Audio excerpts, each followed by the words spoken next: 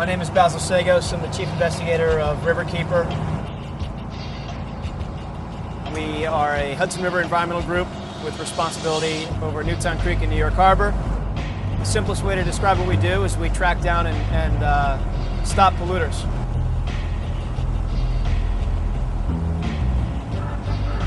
Today we're going out to Newtown Creek, and we're actually going to conduct our first patrol of the year.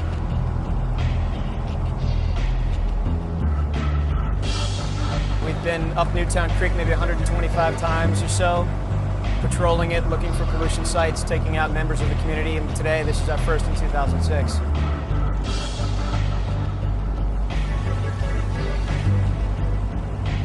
Christine, hey, so we're getting going right now. I'm thinking it's gonna be about 10 minutes. All right, we'll see you in a second. Bye.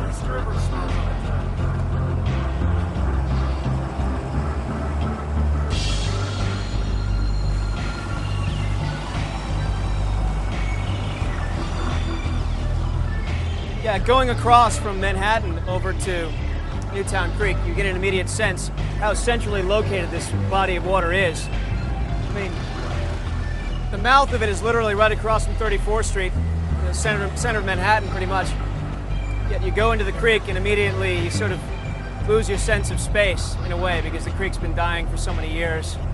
It's pretty amazing. I mean, historically, it was the busiest waterway in the country. More tonnage of oil, scrap, concrete, other products, more boats were made there than anywhere else.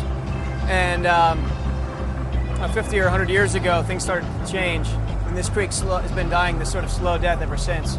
Today, really, you know, the future of the creek is, I think, very much in doubt. What we've been asking for on Newtown Creek is for the retention of industrial property, commercial industrial property. Because we think that it is important to have some sort of industry endemic to New York City, not have to ship everything in. So the more you ship in, the more pollution you leave along the way. The more jobs you create here, or keep here if you retain industry. So the vision that we're setting forth combines, you know, cleaner water, wetlands, job retention, dredging the creek. Certainly, that's a major problem. The pollution in the creek, much of it settles down to the bottom, and the sediment is so badly contaminated that you actually can't dredge it out. It's so laden with toxins. So part of the vision that we've been working on is to have the creek dredged out so that the businesses can start using it. We're out sort of, I guess, on the west side, on the east side of the East River, just across from 23rd Street, where we launched. And the creek is essentially the dividing line between Brooklyn and Queens right here. It's Queens on our left, Brooklyn on our right. It doesn't take long, obviously, to get from Manhattan to the creek. It's at least a sort of a 5-minute trip, tops. I mean, the creek is a local problem for the communities around the creek, but it's certainly a regional problem because what comes out of Newtown Creek right here gets into the East River, and the East River flows both ways with the tides and currents. So whatever gets out here is immediately taken down to the Hudson, out to Long Island Sound or the Atlantic. So it's not just a local problem, it's a regional problem for us. If we're going to clean the Hudson, we've got to clean what flows into it, and this is one of the bad things that comes into it.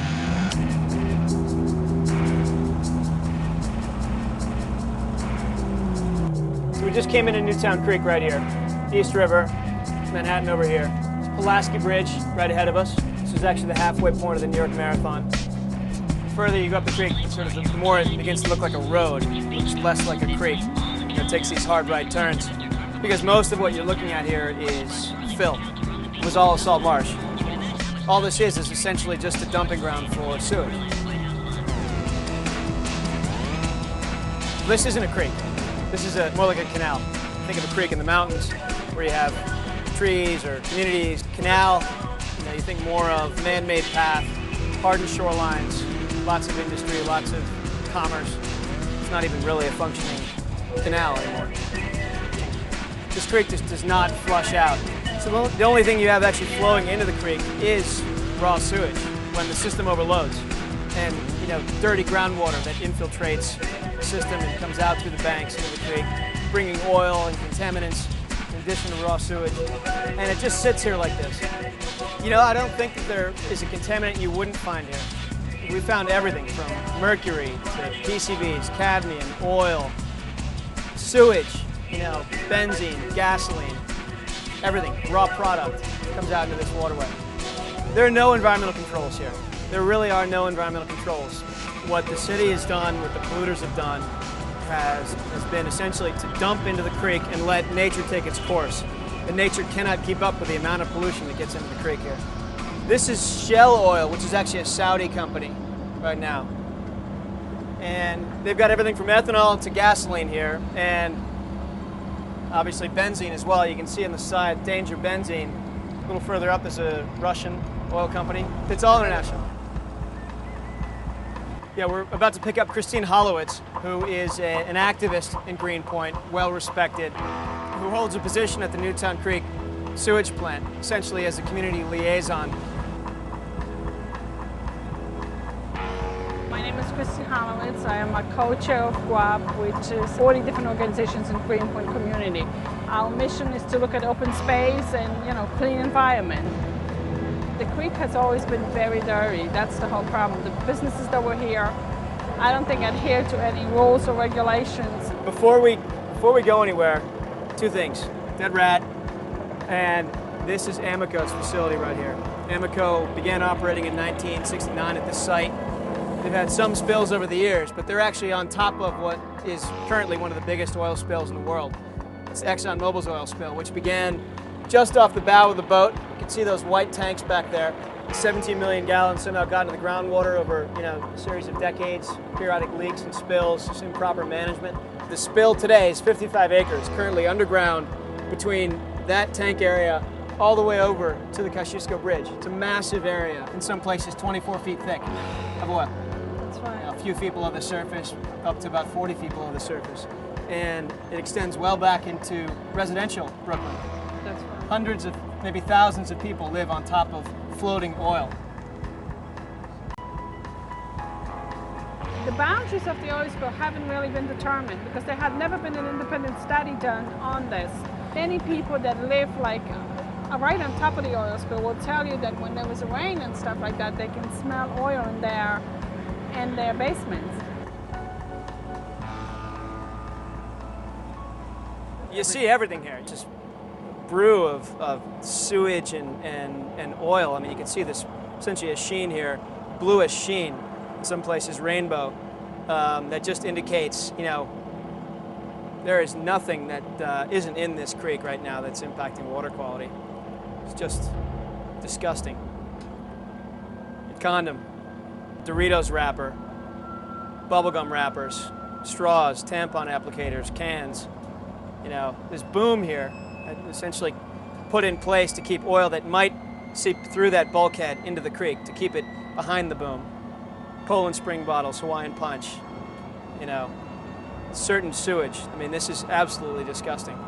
This is people dropping litter onto the sidewalk, and the rains take that litter right into the storm drain, and it joins up with the sewer system and then overflows into the harbor during rainstorms. That's why the creek looks like this. The litter that we're seeing here could have been dumped on the street 5-10 miles away. It could have been dumped in the street over in Manhattan. In fact, Lower Manhattan sewage from Lower Manhattan is actually treated at the Newtown Creek sewage plant. And part of what we're here to do today is to document this and bring people here to show them what the problems are like, because, you know, unless you show people what Newtown Creek looks like, no one's ever going to have an incentive to do anything about it. I mean, you have to, in some cases, shock people into taking action. And this is shocking. I mean, this is just shocking that we would treat our waterways like this.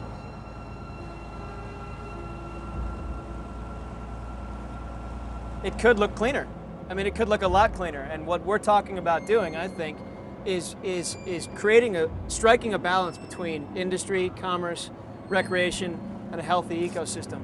And that's achievable. Look. Wait a second. Stop. There was a sheen right outside. Look at this. Here. You can see the oil blebbing up from the bottom. You see that? See how it creates these little, like, reverse raindrops in a way? You see it? Over there, you have to be at the right angle for it, but there's plenty of oil coming out You see? here. And this is the tip of the iceberg right here. The lack of public access to this creek has helped all of these companies to do what they are doing. The first time we came down this creek, there were dozens of illegal pollution problems that we found. And we figured out the best thing to do right off the bat would be to file 5 lawsuits right away. So we went after the beer distributor here, lumber supply yard, it's a scrap metal yard a little further up, it's a soil recycler a little further downstream, and we nailed them all at once. And this is essentially where Newtown Creek meets the English Kills and the East Branch. And we've just come up this series of cutbacks here to this location, which is the Grand Street Bridge and the Metropolitan Avenue Bridge. And we'll have to launch the small boat here, this little tin boat, to get under these bridges and into these shallows here. This is where we found the most pollution historically. There's really no boat traffic up here. No one's taking a look at this area unless you've got a small craft to get there.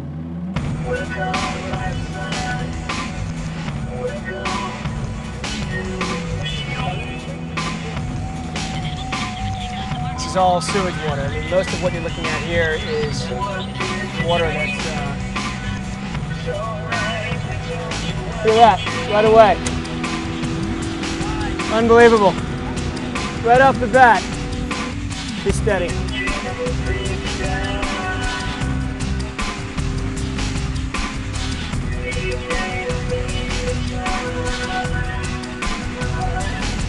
Now these are the real backwaters of the creek. The technical headwaters, but really just the backwater.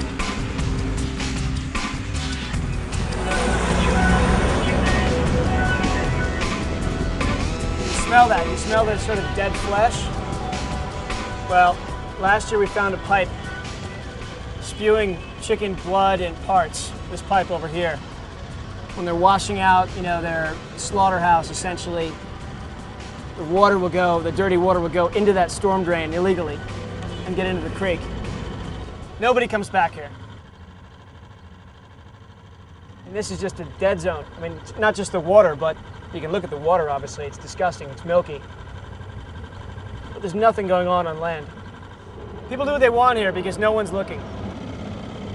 It just smells like raw sewage, like decaying organic matter. You really smell toxins. You smell the sulfur. I mean, this creek is actually in the geographic center of New York City. It's equidistant from northern Bronx as it is to Staten Island. We're probably about 5 miles from Times Square right now. There are waterways with higher levels of mercury or higher levels of, sewage. But no waterway with this much variety at this concentration. I mean, you have everything. This is the dirtiest waterway in America. The next big thing for New York City is going to be changing the way that it looks and feels by improving the way that it treats its water. We updated our cases. We are plenty of documentary evidence, lots of photos and notes about the problems on the waterway, and we transfer that to electronic form, get it out there in the public on our website, and start, telling the people, reminding people that in 2006 we still have these problems. I want to see this waterway return to really active commerce. I want to see the wetlands restored. I want to see the polluters gone. I want to see the community better off, benefiting from, cleaner waterway and a cleaner community. And only one Basil, only one Christine. There's only very few of us who are looking after these things.